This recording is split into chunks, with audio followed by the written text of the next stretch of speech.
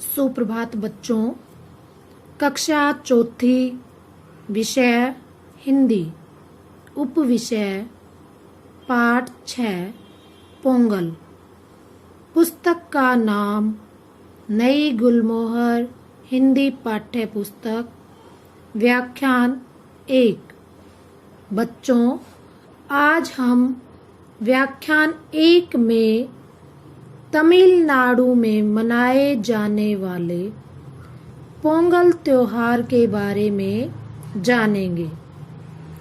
त्योहार हमारे जीवन की नीरसता दूर कर जीवन में रस घोलते हैं, जिससे हर्ष और उल्लास का वातावरण बनता है। तो आइए अब पाठ को पढ़कर समझते हैं।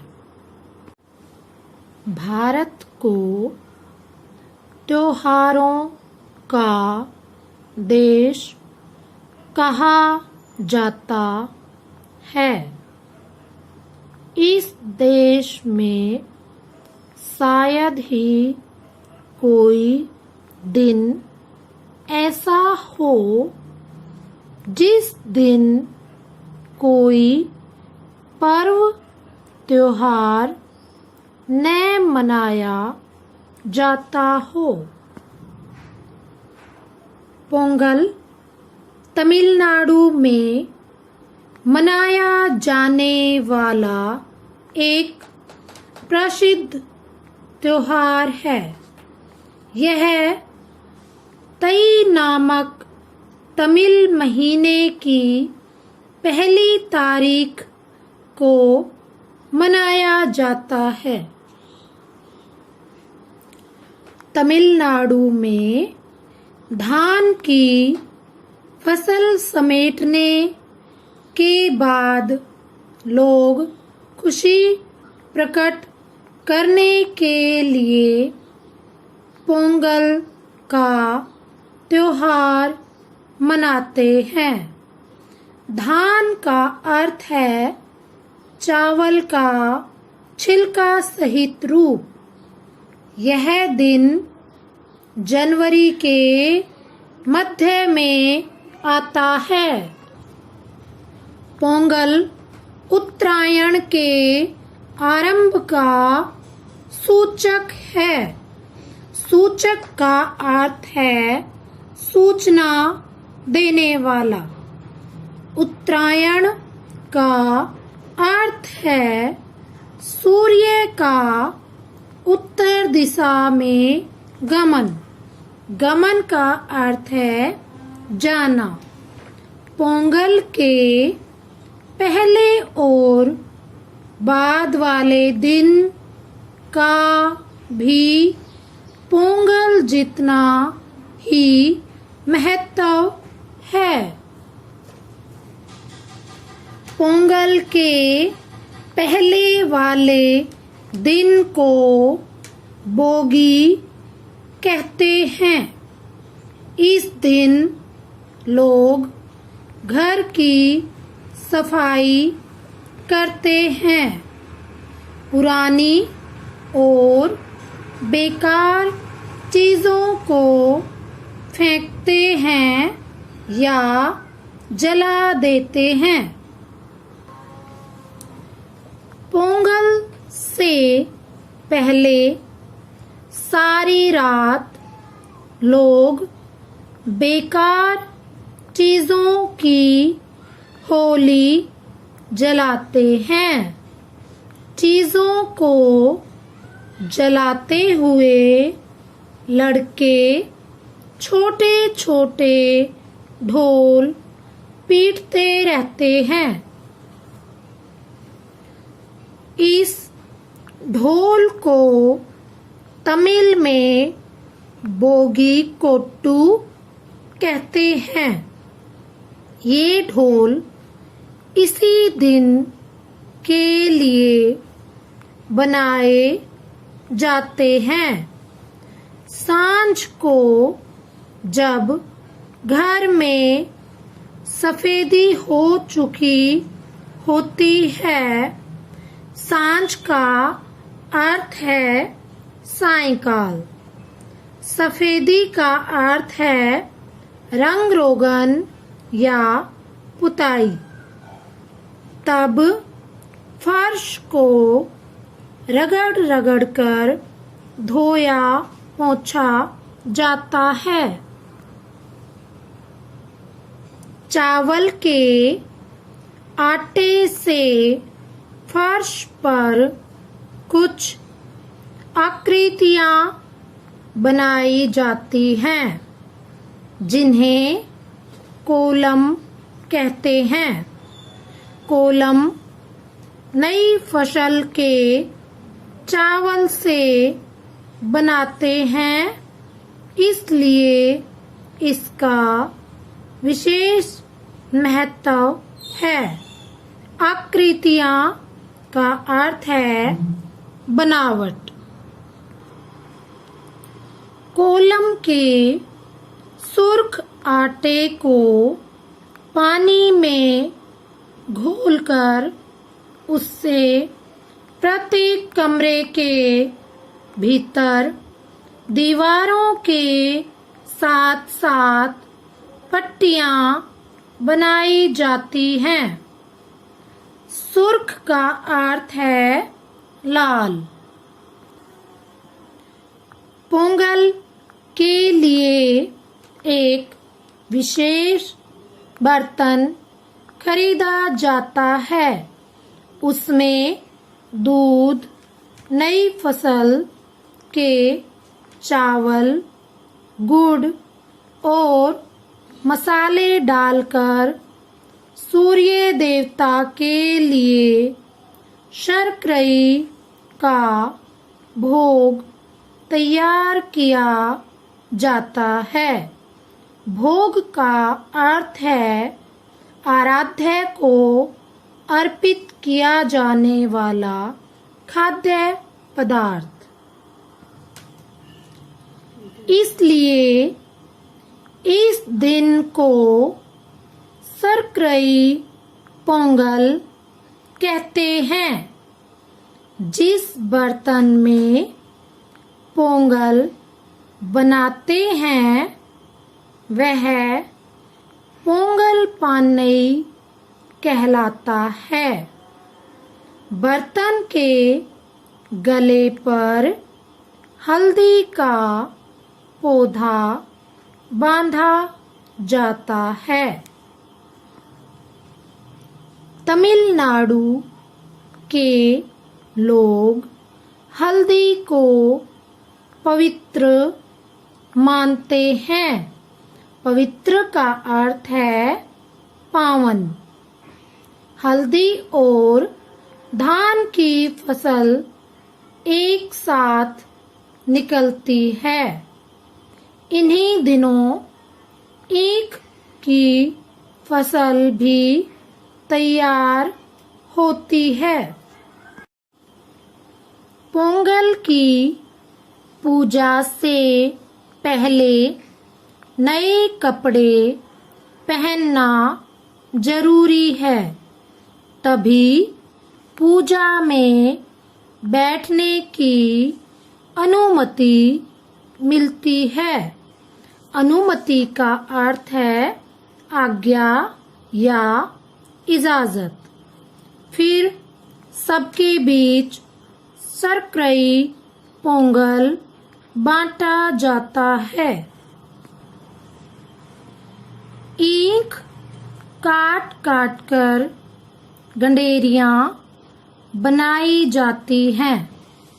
गंडेरियां का अर्थ है गन्ने के छोटे छोटे टुकड़े। तमिल में ईख को करुम्बू और गंडेरी को करुम्बू तुंडम कहते हैं। पोंगल के बाद वाला दिन माट्टू पोंगल के रूप में मनाया जाता है। इस दिन पशुओं के प्रति कृतज्ञता प्रकट की जाती है कृतज्ञता का अर्थ है आभार, क्योंकि सारे साल वे ही परिवार की सेवा करते हैं। गायों के मस्तक पर हल्दी कुमकुम लगाई जाती है। उनके गले में पुष्पहार डालकर उनकी पूजा की जाती है। उसके बाद उन्हें पोंगल खिलाया जाता है। खेतों में काम करने वाले लोग बैलगाड़ियों, हलों और दूसरे औजारों हथियारों पर रंग रोगन करते हैं। बैलों के सींगों को घिस घिस कर नोकदार बनाया जाता है। नोकदार का अर्थ है पैना या बारीक। उन पर रंग रोगन लगाकर उनकी नोकों पर धातु के छल्ले मढ़ दिए जाते हैं। छल्ले का अर्थ है गोलाकार। ये तैयारियां होती हैं मंजीवरट्टू के लिए। रंग बिरंगे सींगों वाले बैल गले में मनके और घंटियां टनटनाते हुए गलियों में दौड़ते हैं। उनके पीछे युवकों के झुंड चलते हैं। कभी कभार कोई युवक किसी बैल को घेरकर उसकी पीठ पर सवार हो जाता है। मनके का अर्थ है सुराख वाले गोले। कुछ फासले तक उसे दौड़ाने के बाद वह बैल के गले में बंधी रुपयों की थैली उतार लेता है। रुपये उसी युवक के हो जाते हैं।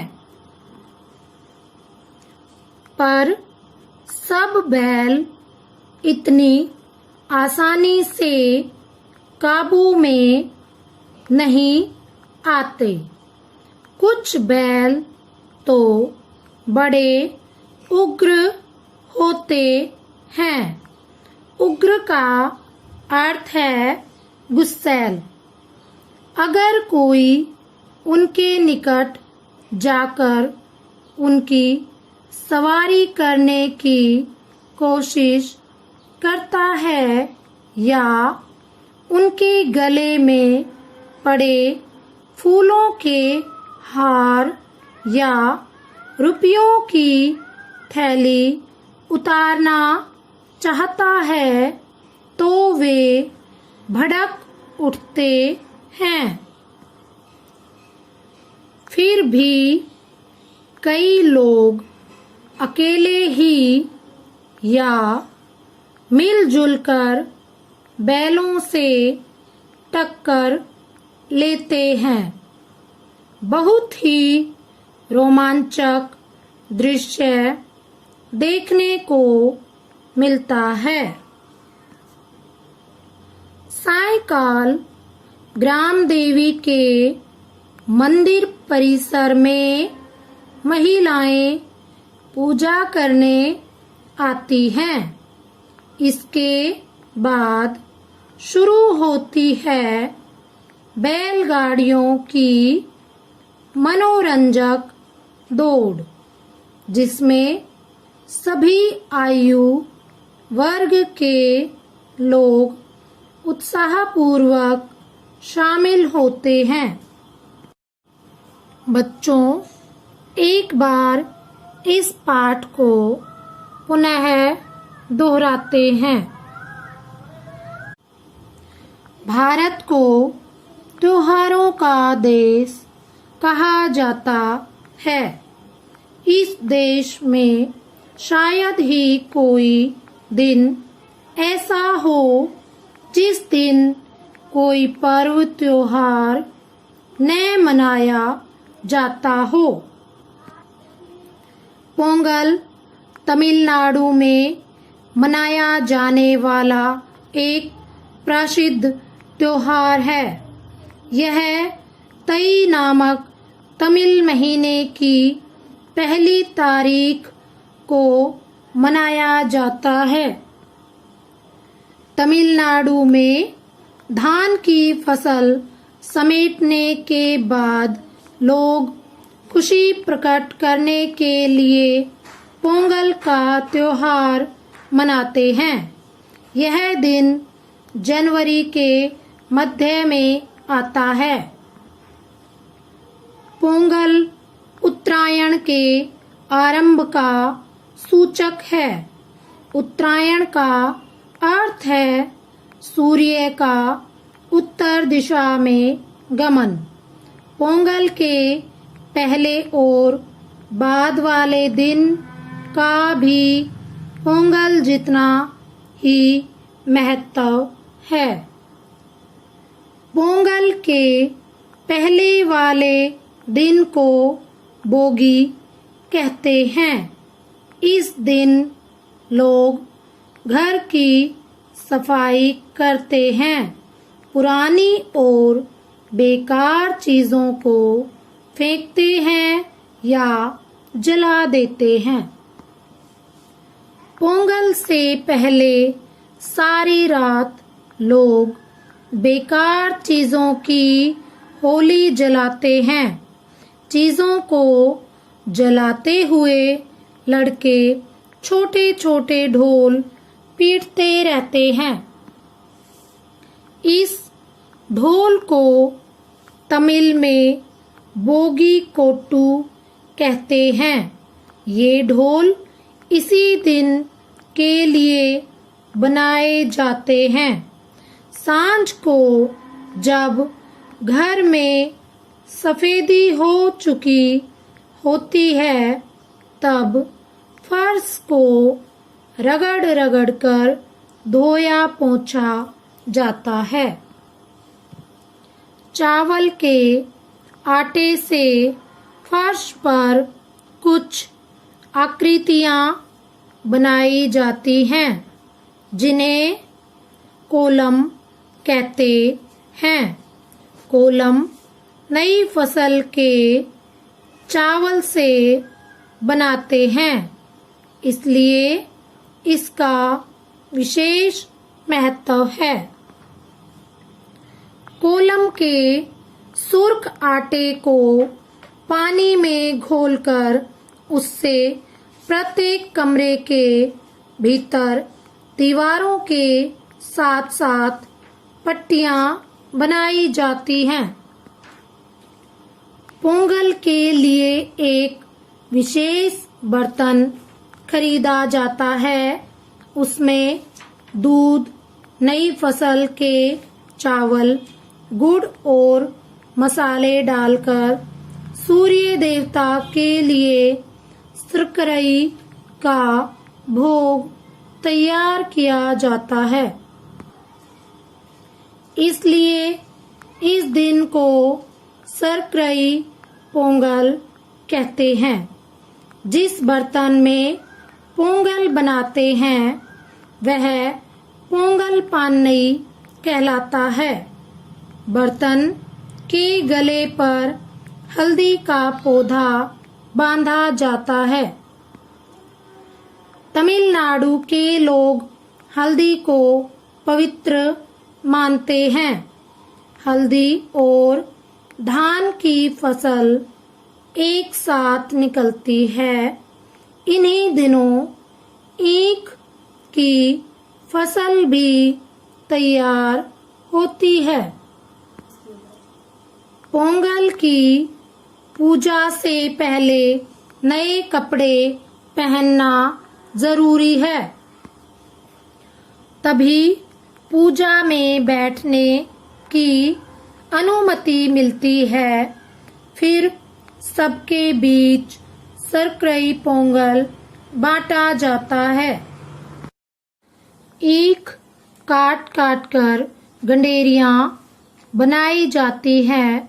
तमिल में ईख को करुम्बू और गंडेरी को करुम्बू तुंडम कहते हैं। पोंगल के बाद वाला दिन माट्टू पोंगल के रूप में मनाया जाता है। इस दिन पशुओं के प्रति कृतज्ञता प्रकट की जाती है, क्योंकि सारे साल वे ही परिवार की सेवा करते हैं। गायों के मस्तक पर हल्दी कुमकुम लगाई जाती है। उनके गले में पुष्पहार डालकर उनकी पूजा की जाती है। उसके बाद उन्हें पोंगल खिलाया जाता है।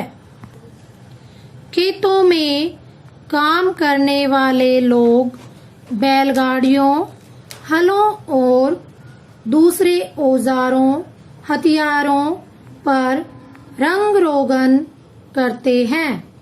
बैलों के सींगों को घिस घिस कर नोकदार बनाया जाता है। उन पर रंग रोगन लगाकर उनकी नोकों पर धातु के छल्ले मढ़ दिए जाते हैं। ये तैयारियां होती हैं मंजीवरट्टू के लिए। रंग बिरंगे सींगों वाले बैल गले में मनके और घंटियां टनटनाते हुए गलियों में दौड़ते हैं। उनके पीछे युवकों के झुंड चलते हैं। कभी कभार कोई युवक किसी बैल को घेरकर उसकी पीठ पर सवार हो जाता है। कुछ फासले तक उसे दौड़ाने के बाद वह बैल के गले में बंधी रुपयों की थैली उतार लेता है। रुपये उसी युवक के हो जाते हैं। पर सब बैल इतनी आसानी से काबू में नहीं आते। कुछ बैल तो बड़े उग्र होते हैं। अगर कोई उनके निकट जाकर उनकी सवारी करने की कोशिश करता है या उनके गले में पड़े फूलों के हार या रुपयों की थैली उतारना चाहता है तो वे भड़क उठते हैं। फिर भी कई लोग अकेले ही या मिलजुल कर बैलों से टक्कर लेते हैं। बहुत ही रोमांचक दृश्य देखने को मिलता है। सायंकाल ग्राम देवी के मंदिर परिसर में महिलाएं पूजा करने आती हैं। इसके बाद शुरू होती है बैलगाड़ियों की मनोरंजक दौड़, जिसमें सभी आयु वर्ग के लोग उत्साहपूर्वक शामिल होते हैं। इस पाठ से हमने सीखा त्योहार हमें मिलजुल कर मनाना चाहिए। व्याख्यान 1 गृह कार्य। बच्चों, आज आपका गृह कार्य है निम्नलिखित प्रश्नों के उत्तर दीजिए। प्रश्न क, पोंगल का त्योहार कब मनाया जाता है? पोंगल का त्योहार कब मनाया जाता है? प्रश्न ख, बोगी के दिन लोग क्या करते हैं? बोगी के दिन लोग क्या करते हैं? प्रश्न ग, कोलम किसे कहते हैं? ग, कोलम किसे कहते हैं? प्रश्न घ, कौन कौन सी फसलें एक साथ तैयार होती हैं? कौन कौन सी फसलें एक साथ तैयार होती हैं? धन्यवाद।